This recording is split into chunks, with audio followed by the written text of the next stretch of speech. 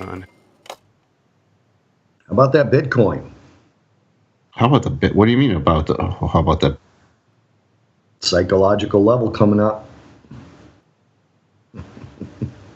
Tell that to Goldman Sachs. Tell what to Goldman Sachs? Goldman Sachs launching a Bitcoin desk. They hired a guy already. Yep.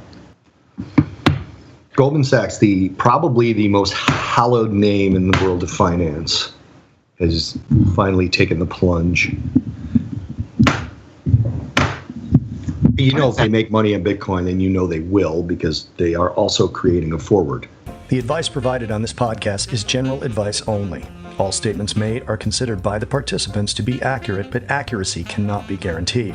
It has been prepared without taking into account your objectives, financial situations, or needs.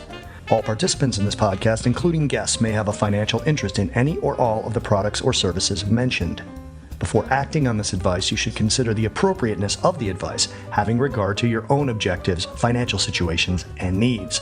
If any private products are detailed on this podcast, you should obtain a product disclosure statement relating to the products and consider its contents before making any decisions. Where quoted, past performance is not indicative of future results. It's episode 118 of the Money Path Podcasts with your hosts, Bob Iacchino and Mike Arnold, founders of Path Trading Partners. Today's What and the Why is sponsored by MotiveWave. Go to pathtradingpartners.com and download your 14-day free trial. So let's join Bob and Mike with a conversation of news and the markets.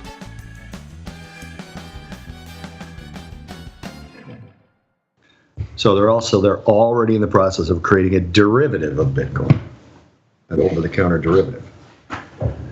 So you know if they make money on it, and you know that they will not limit it to Bitcoin. They will move past Bitcoin. But they had to respond because their clients were asking for Bitcoin. So clients were asking about them. And it's interesting because they were asking about it as a store of value, not as a currency. Well, Goldman Sachs will jump the shark if they start trading Doge, because Doge is the coin that is going to last. I think Zaliqua is going to be the one that sticks.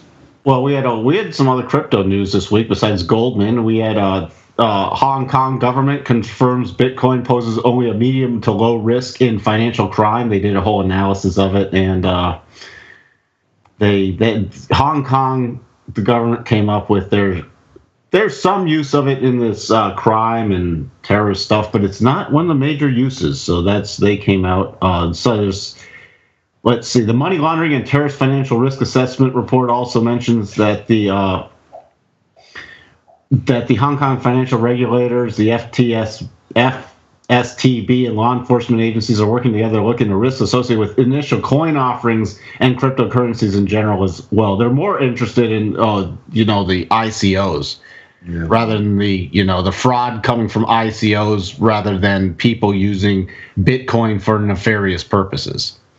So, little takeaway from that. And then, who's Peter Thiel? Bob? Who is he? Yeah, who's Peter Thiel? Famed hedge fund manager, Peter Thiel. Yeah, he has backed a venture to help big investors bet on Bitcoin. His VC firm is backing a startup that aims to bring Wall Street electronic trading expertise to the Bitcoin market. I bet that cryptocurrencies will continue to gain mainstream popularity. What's the name of the startup? Tagomi, Tagomi. They expect to be a Bitcoin version of a broker-dealer executing orders to buy and sell cryptocurrencies on behalf of wealthy individuals and family offices. Yeah.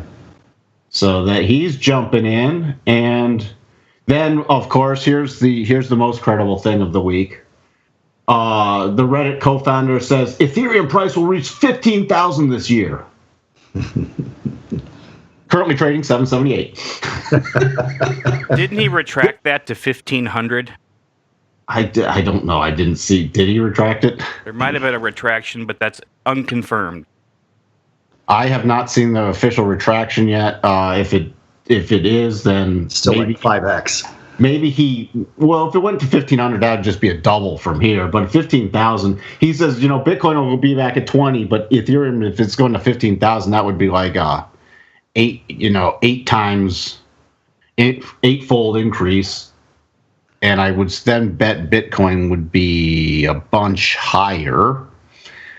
But that's, cryptos. Where's Bitcoin trading right now? Bitcoin. Oh, ooh, double topping pattern. Let's see, trading right now 96.64. It can't seem, it has not been able to really get above 9,800 recently. It's getting a lot of selling coming in at 9,800. That's where a lot of the selling's coming in. So, and now it's forming a very large double top pattern. So we'll have to see if that unfolds. Hey, Bob, do we have any numbers out this morning? Today is payrolls day. And what happens with payrolls? U.S. non-farm payrolls expected to be up 193,000. We get 164. So it was a miss there. March, however, was revised up to 135 from 102. So as people will do, if you add in the March revision into this month's data, you essentially have exactly on point as to where they thought it would be. So the unemployment rate fell to 3.9% from 4.1%. It's the lowest since the year 2000. It was expected to be 4%. That is not as big of a deal as some people will probably make it out to be because the labor force participation rate fell. So if you have additions and you have it from a smaller pool, the percentage goes down. Simple math. Hourly earnings were expected to be up 0.2%. They were up 0.1 year over year. They were expected 2.7. They were 2.6. So a little disappointment there. 34 and a half hours work, the work week, 34 and a half hours. That was as expected. So that was sort of unchanged and as expected. The U6, though, that is the unemployed and the underemployed, is the lowest since 2001 as well. So that's a pretty good number. I don't remember what the headline number was. I could probably look it up, but nobody really cares about it. And manufacturing jobs up 24,000. That's kind of a big little side story there. So initially we saw yields back up. 10-year yields fell. And some of my friends on the floor were telling me that in the short-term interest rate options markets, volatility was being sold prior to the number, which never really used to happen. I mean, well, I shouldn't say it never used to happen, but in interest rates, it was generally sort of a cautious thing before non-farm payrolls said they weren't cautious at all. They were just crushing volatility in an hour before the number. So, yeah, so that was fun. So the initial reaction was lower in the equity futures when the number first came out, up ever since then. We are recording this about 11:30 Eastern Time, 10:30 Central Time, and the Dow's up 265 points, over 1% right now. That's essentially it. Well, that was a very good synopsis. I'm a synopsis guy. Did you see this? This came out last Friday after we recorded. Freddie Mac launches 3% down mortgage with no income restrictions. Oh, this can't end. This can't end well. Didn't we just? Is this like a 10-year anniversary of? Look, it's 10-year anniversary. Let's have another really stupid thing that got us in trouble last time. It's the Freddie Mac Home One. I have the little infographic in there. So, no geographic it says under broad access, no geographic or income restrictions, and you only a 3% minimum down payment. Should we just try and do one as an experiment? Just get a mortgage. Well, is there a property requirement? I don't know. Well, maybe you don't need to show us evidence of the property. How much is it? 300,000? Okay, no problem. Do you have income? You know what? You don't have to show us that. Here you go. I saw that. I was just like, really? We're already back to that? We can't. It's not even been 10 years. I mean, is this like? Oh well. So yeah, that's in the category of things that won't end well again. Yeah. Other things that aren't ending well. Snapchat. Wow. Oh boy. Snapchat. Poor little Snapchat. Snapchat should invest in Dogecoin. They missed on revenue and daily active users. Their shares now they were down to 10.51 this week, plummeting. I tell you. Maybe I give people too much credit, but did people still just want to take pictures of themselves with dog ears and a tongue forever? Oh, you can do that on Snapchat? That's what I see. I don't have Snapchat, but that's what I see. Oh, I don't know what's going on in the world, but Snap, before earnings, they were trading. They had already, remember, we had that big, massive double top, which played out. Then it went back to the rotation zone on the weekly. Then before earnings, they were trading 14.14, and as of yesterday, they were low as 10.51. Right now, trading 10.69. People aren't liking that they redesigned the platform at all. Their loss per share was in line, 17 cents for 17 cents expected. Revenue missed. They came in at 230.7 million versus 244.5 million. Daily active users, big drop, 191 million, down from 194.2 million expected. Wow. An average revenue per user, 121 versus 127 expected. That'd be $1.21 versus $1.27. So they missed on a lot of things. So Snapchat, wouldn't rush into it. What, we probably need time for Tesla, right? Oh, we need time for Tesla.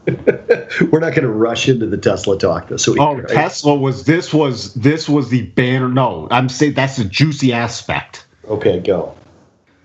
Well, I got to get through, but Apple, because Apple big rally this week, trading high of today was 183.65, up big with their earnings. So what did they do? Earnings per share came in at 273 versus 267. That was the adjusted, that was non-GAAP. Revenue beat on that, 61.1 billion for 60.82 billion. What missed was iPhone unit sales, 52.2 million versus 52.54 million expected.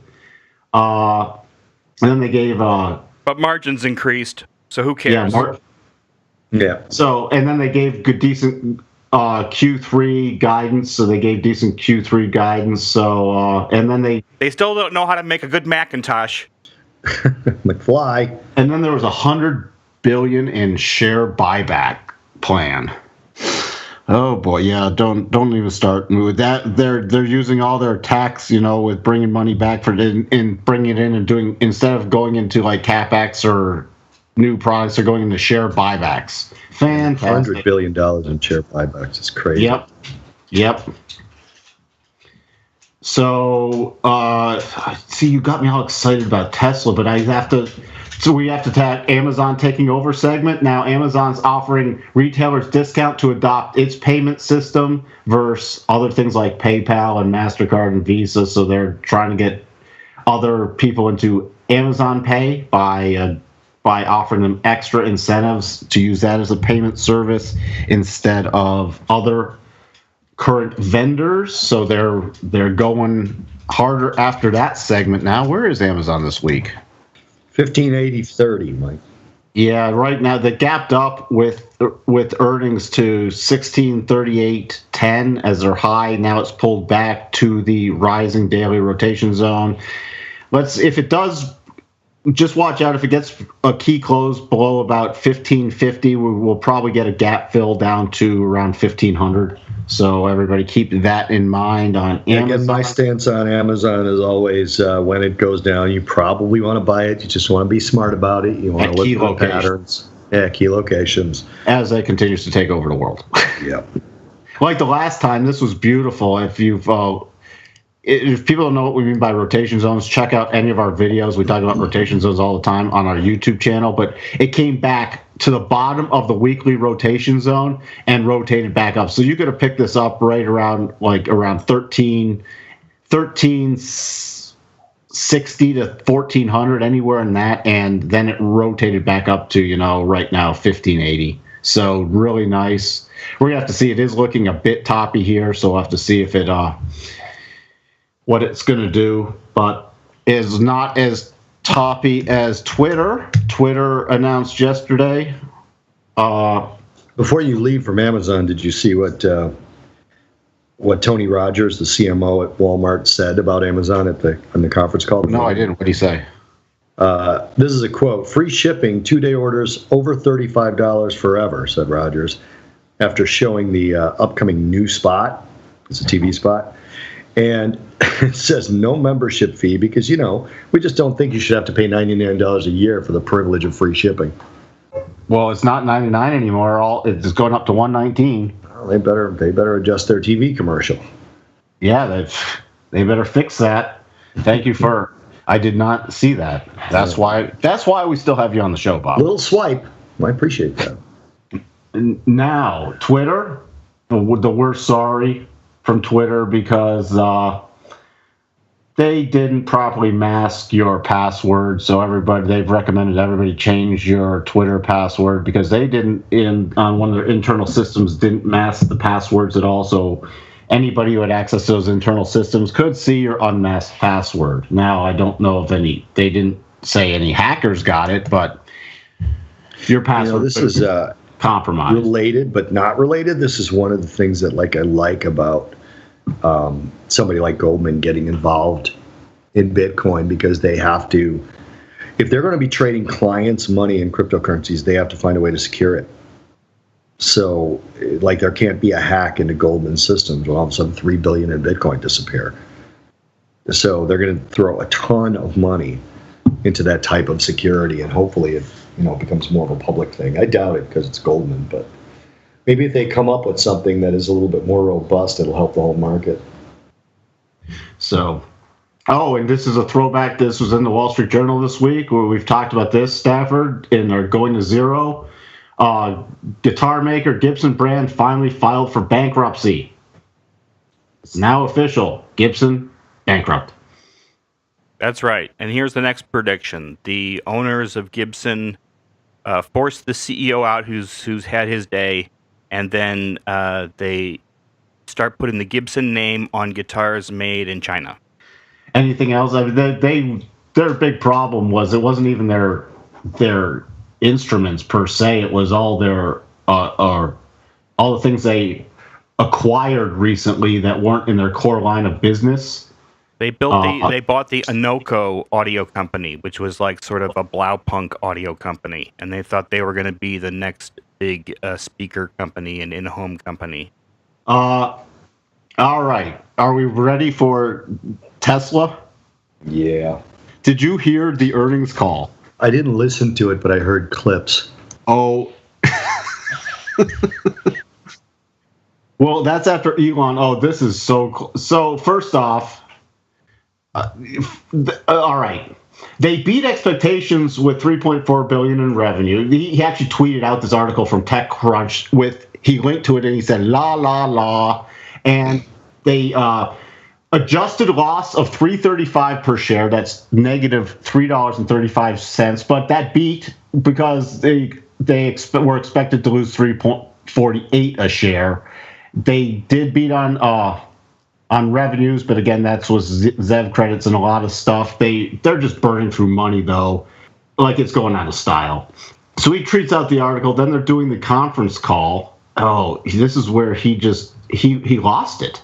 I mean, well, something's going. So direct from the call. So the Bernstein analyst, quote, where specifically will you be in terms of capital requirements? Elon, excuse me. Next. Boring bonehead questions are not cool. Next. Then RBC analyst Joseph Spack, of the Model 3 reservations that have opened and been made available to configure, can you let us know what percentage have actually taken the next step to configure?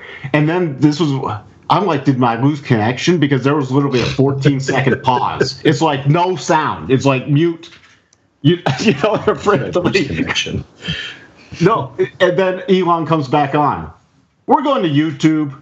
Sorry, these questions are so dry, they're killing me. We're going to the kid on YouTube with 30 minutes of questions. Yeah, so then he goes to the kid on YouTube who was supposed to ask one question, and they spent like 37 minutes with the kid on YouTube. These questions are so dry, they're killing me. So that he literally melted down. People started selling the stock like crazy. Now he's been on Twitter this morning.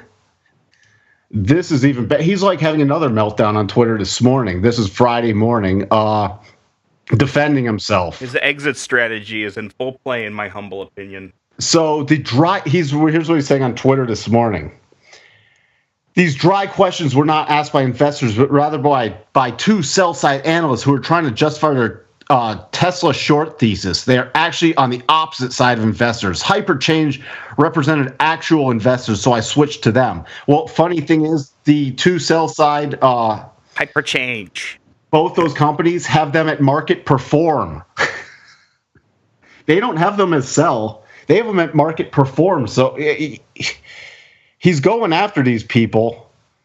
It just out on Twitter all morning, talking about major positive cash flow. I don't even know where to start. People should look into this. This is fascinating. You need to back off the accelerator there, Mike. Yeah, my head was moving too fast. He needs it. Yeah, but there's a lot of speculations. The company's under major SEC investigations and might be prohibited from raising capital at this point. There's the whole aspect that a lot of people are saying now that they don't believe he can even raise money right now because a lot of stuff he said has not been entirely truthful, and you can't keep doing that if you're a publicly traded company. So if that's the case, he's going to have some issues, and he might not be able to raise capital. So that's the ultimate next line. What do you see on that chart? That is really ugly, man. That's the accounts payable and accrued liabilities. So it looks like that's what you call parabolic. That's what you call parabolic. Yeah, that's not.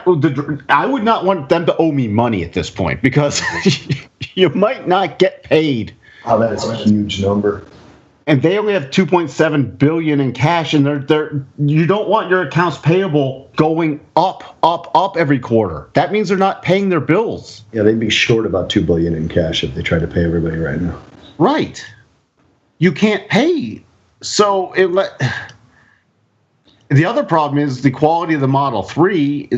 A lot of them are required rework, so people are bringing them in the shop, and they require like a repaint or stuff to be redone on them. Well, you sold them, even if you were making money on that sale. Every time these cars need rework, that just drains more of your money. Yeah, but the more they produce and the more they sell and the more problems they have with them, the more they have to service them, which costs them more money. So that's enough picking on Tesla. They're going to zero. By the way, nice. It's not yet triggered, but if we get a close below, I'll give you the exact number, 276.50, we have another daily double top. We've triggered our weekly, which is still in play. And if we get a close below this 276.50, we've triggered another daily double top with the full target being about 251. So keep that one in mind. Keep leveraging those longs, people. I'm being sarcastic. Stop doing it. So anything from the Fed this week, Bob, real quick? Yeah, 2-day Fed meeting. Interesting change to the statement. They removed all identifiers that things that are happening in the economy are near term or short term. For example, they said they expect inflation to remain around their 2% target. They didn't say we expect inflation to rise in the near term to our 2% target. When they talked about growth, they didn't say we expect near-term growth to be strong and robust. They said we expect growth to be strong. So it's actually significant, as stupid as it sounds. They removed all of these sort of identifiers that these things were improving in the short term.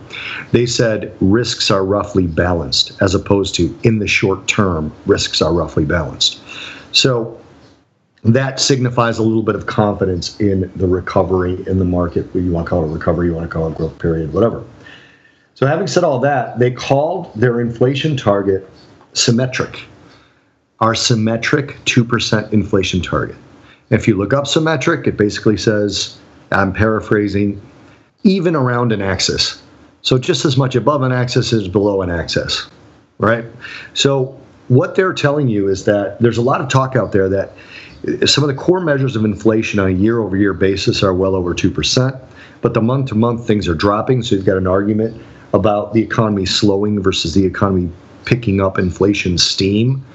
The Fed, I think, is telling us, this is my opinion, I think the Fed is telling us that, actually, this is my why, by the way. So I think the Fed is telling us that we've let it run a little hot on a year-over-year basis. If it falls, we're not going to get excited. If it runs a little hotter, we're not going to get excited. It's a symmetric target. So we can run at 1.9 for a while, or we can run at 2.2 for a while, we can run at 2.6.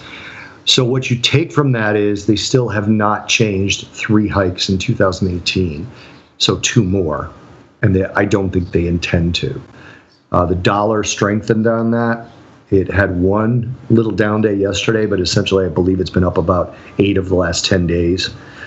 So dollar strength continues. It's bumping up against some resistance in the dollar index, but nothing significant. Just You're sort of hitting my what? resistance. What's up? You're hitting my what now? What are you talking about? Oh, I'm sorry. So let me not go into that too much. So this was not expected to be any sort of insightful statement. Obviously, there was no press conference, and everybody considers it to be that there can be no move if there's no press conference. So no change in policy was either expected nor done, but that symmetric comment, it was in there like 3 times. The symmetric. And analysts really focused on that. Again, they think that means essentially don't look for the Fed to change its policy and panic out of their current path or into a more aggressive policy or into a more dovish policy from 1 or 2 numbers here or there. I think they were trying to make that point. Did you have anything in international markets? A little trouble for the ECB. The difference between the ECB and the Fed, and I may have mentioned this last week, I may not have. I had to jump early last week, but the ECB has an issue because they're waiting for inflation to move, and our Fed is talking about normalizing rates, and those are 2 different things. Our Fed wants to normalize rates, and they think the economy can handle it. The ECB says we're going to wait for inflation to show some stability and some upward trajectory, and they got the exact opposite this week. So they had lower inflation numbers, they had lower retail sales numbers than expected, they had lower composite PMI revisions for April. So the data in the EU is getting a little bit soft, and their inflation had not reached 2% yet. So we might have a big switch, and that could be a fairly sizable euro short if that were to continue. We'll see. It hasn't really materialized. I mean, the euro against the US dollar has been, I don't want to say stable. It has not overly accelerated to the downside except for, I don't know, the last 3 weeks. So in other words, you're picking up my sarcasm. Since about the middle of April, the euro has just been a complete sell. We got through the 50-day moving average. We might be through the 200. I don't know if you have a 200 on your euro chart, Mike, but we might have gotten through the 200-day moving average on the euro. It looks like the 50 and 200 are getting ready to cross. But that's the famous death cross, which doesn't work. We're below the 200 simple on the daily chart. And we're in the monthly R zone. So we're now in it. So on a monthly basis. We did not settle in it in April, so it doesn't really matter right now. But the low of that thing is 117. And that's also an extension I have on that chart, but I don't want to get too much into it. But that's what I see in the ECB. The data is getting softer. Data's getting softer. Dollar's getting stronger. Yep. Can I do my what? Yep. Yup.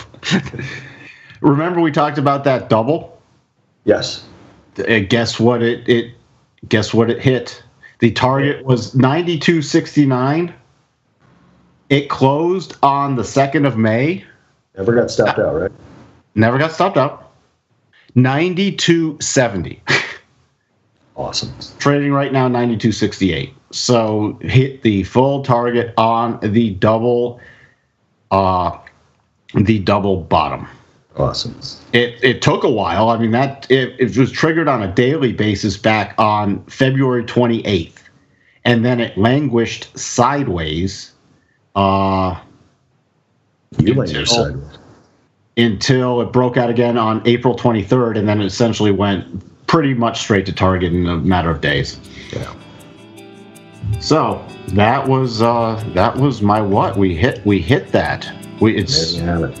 So don't have a new projection yet, but what's interesting is we have now, this is something interesting. So we have the rising R zone and the flat 200 both at 92.03. So any pullback, that's very key support for the dollar index. Gotcha. That's what I have on that, but it looks like the dollar index is definitely in more bullish mode now. And that is it for this week, I think. It is for me, anyway. It is for me, too, because I got to go back watching Elon melt down on Twitter. Well, have fun with that. I'm Bob Iacchino. Thanks for listening, guys. And I'm Mike Arnold, and we'll talk to you again soon. Bye for now.